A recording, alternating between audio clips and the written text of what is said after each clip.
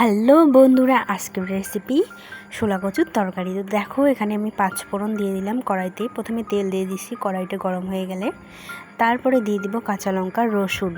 তো দেখো, কাঁচা লঙ্কা রসুনগুলো ভালো করে ভেজে নেব। ভালো করে ভেজে নিলে তরকারিটাও খুব টেস্টি হবে। তো দেখতে থাকো, এগুলো ভালো করে ভেজে নেব। এখানে আমি রসুন আর কাঁচা লঙ্কা আর 5 ফোড়ন দিয়ে দিছি, অন্য কিছু দেই নেই। তো আমি সিম্পলি এই তরকারিটা রান্না করব।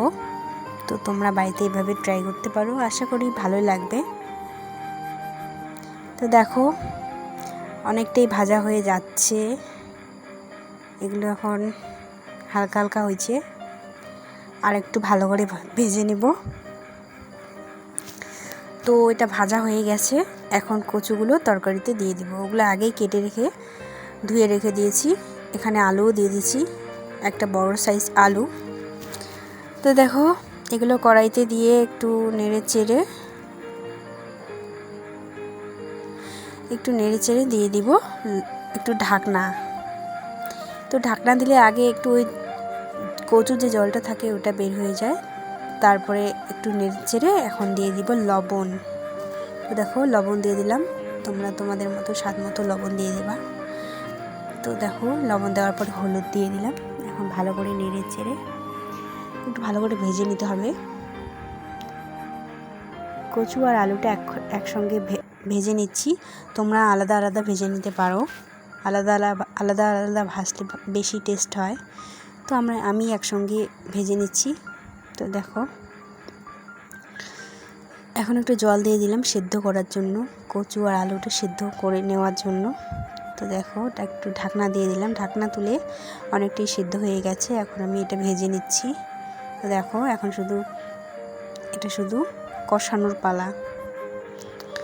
এটা এখন ভাজবো, শুধু ভাজতে হবে ভালো করে, নাইলে কচুটা খেতে ভালো হয় না। একটু ভালো করে ভেজে নিলে ভালো হয়। তো কচুটা আর জল দিব না, ভাজতে ভাজতে অনেকটাই সেদ্ধ হয়ে গেছে দেখো। তো এখন জল দিয়ে দেবো একদম একটু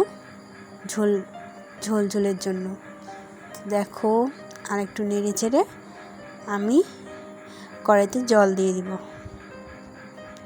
তো দেখো বন্ধুরা, লাল লাল হয়ে গেছে কচুটা ভাজতে ভাজতে। তো এখন আমি জল দিয়ে দিলাম। তোমরা তোমাদের মতো পরিমাণে জল দিয়ে দিবে। এটা যদি মানে কষা বানাও, রসা বানাও তো বানাবে, যদি ঝোল খেতে ইচ্ছা করে খাবে। আমি এটা হালকা পাতলা একটু ঝোল করছি।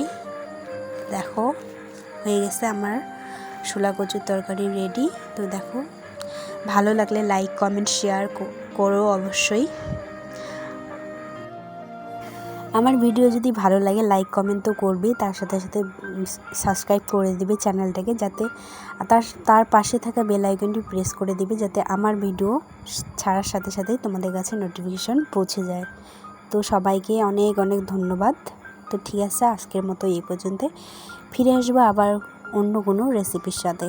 তো সবাই ভালো থেকো, সুস্থ থেকো ততক্ষণে।